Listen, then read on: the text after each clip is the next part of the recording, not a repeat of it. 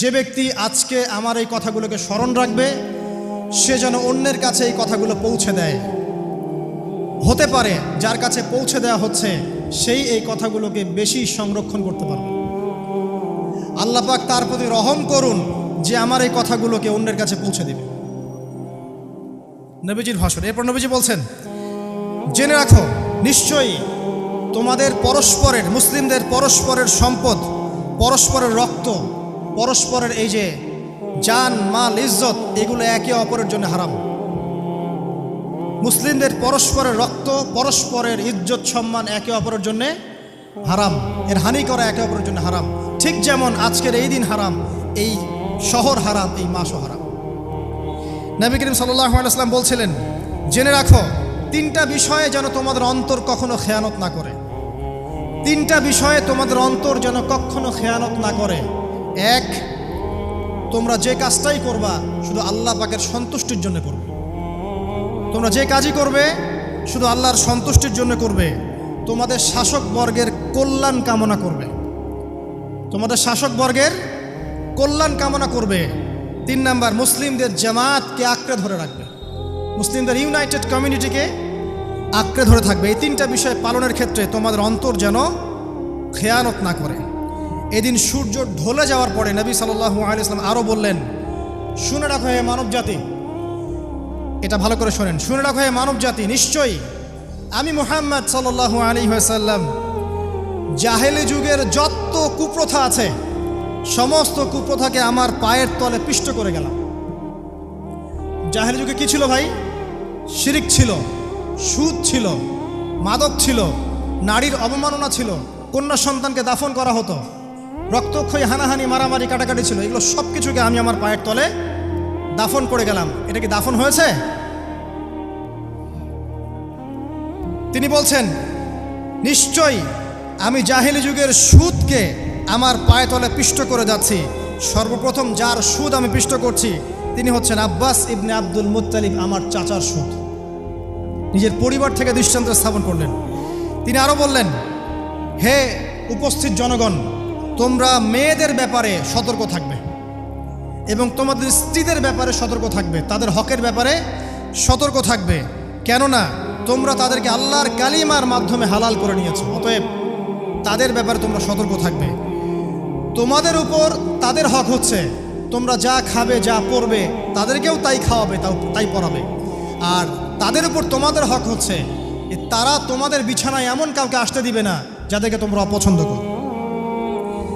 নবী করিম সাল্লাল্লাহু আলাইহি ওয়াসাল্লাম আরও বলছেন, এই দিন আইয়ুহান নাস, হে মানব জাতি, তারাকতু ফিকুম আমরাইন, জেনে রাখো আমি তোমাদের সামনে মাত্র 2টো বস্তু ছেড়ে গেলাম।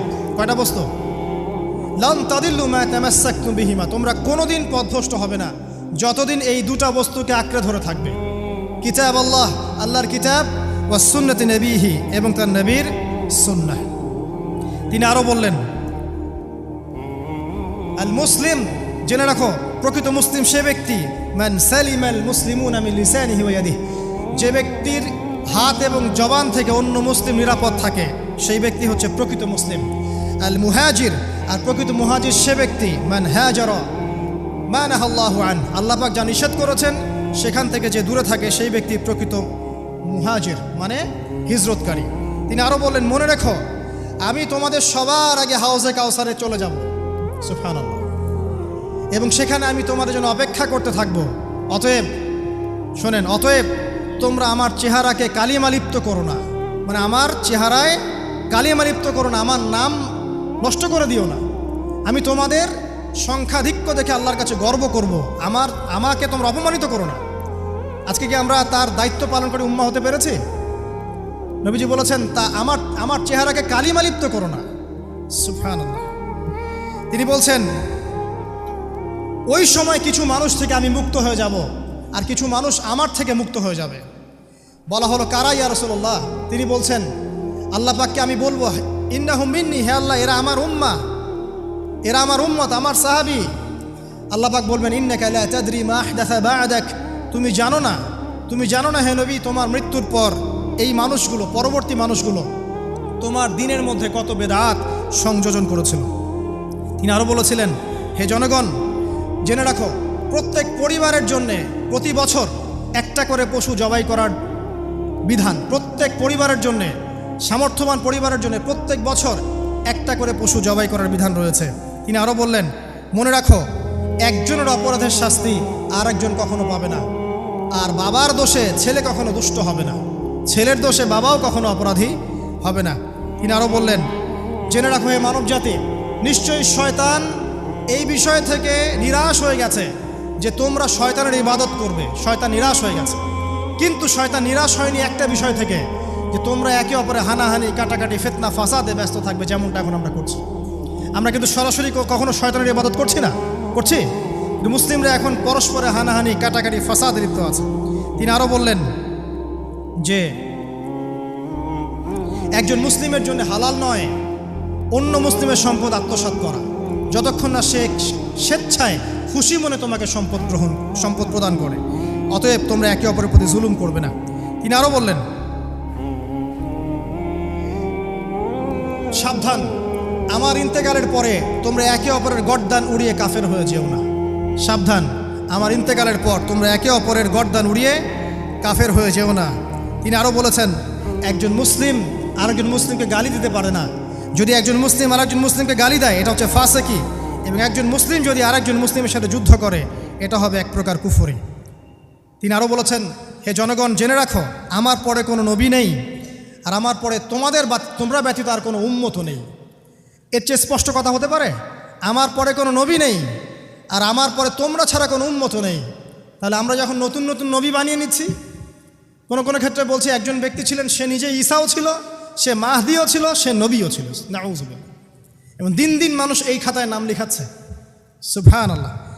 সর্বশেষ তিনি বললেন যে যদি তোমাদের উপরে, হে মানব জাতি জেনে রাখো, যদি তোমাদের উপরে একটা নাক কাটা কালো কুৎসিত কোনো আমির বা শাসকও চলে আসেন, এবং সে যদি তোমাদেরকে আল্লাহর রাস্তায়, আল্লাহর কিতাব সুন্নাহ অনুযায়ী পরিচালিত করেন, তোমরা অবশ্যই তার আনুগত্য করবে, তার বিরুদ্ধে বিদ্রোহ করবে না, তার আনুগত্য করবে। জেনে রাখো, শেষে তিনি বলেন, জেনে রাখো হে মানব জাতি, আজকে থেকে কুল্লুকুম মিন আদম, তোমরা সবাই আদম সন্তান, ও আদামু মিন তুরাব, আর আদম হচ্ছে মাটির সন্তান। আরবের উপর অনারবের, অনারবের উপর আরবের, সাদার উপর কালোর, কালোর উপর সাদার, লালের উপর কালোর, অথবা কালোর উপর লালের কোনো রকম প্রাধান্য নাই। ইল্লা তাকওয়া, শুধু তাকওয়া ব্যতীত। যে ব্যক্তি বেশি মুত্তাকি, সে আল্লাহর কাছে বেশি মর্যাদার অধিকারী হবে ইনশাআল্লাহ তাআলা। সর্বশেষ তিনি আঙ্গুলটা উঁচু করলেন, নিজের শাহাদাত আঙ্গুলি উঁচু করে আকাশের দিকে তাকালেন, এরপর জনগণের দিকে তাকালেন, তাকিয়ে বললেন যে তোমাদের ব্যাপারে, হে জনগণ, তোমাদের ব্যাপারে আমাকে আল্লাহ জিজ্ঞাসা করবেন, ফামা আনতুম কাইলুন, তোমরা ওই সময় কি বলবে আমার সম্পর্কে? তখন সাহাবীরা বললেন, আমরা বলবো যে আপনি বাল্লাগতা রিসালাতাক, আপনি আপনার রিসালাত পৌঁছে দিয়েছেন, ওয়াজ্জা আমানাতাক, আপনার আমানত পূর্ণ করেছেন, ওয়া নাসাহতা উম্মাতাক, এবং আপনি আপনার উম্মতকে নসিহত করেছেন। সুবহানাল্লাহ।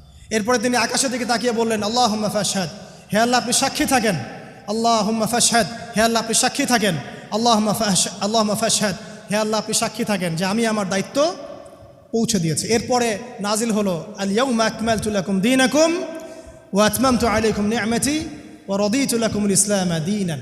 এই হলো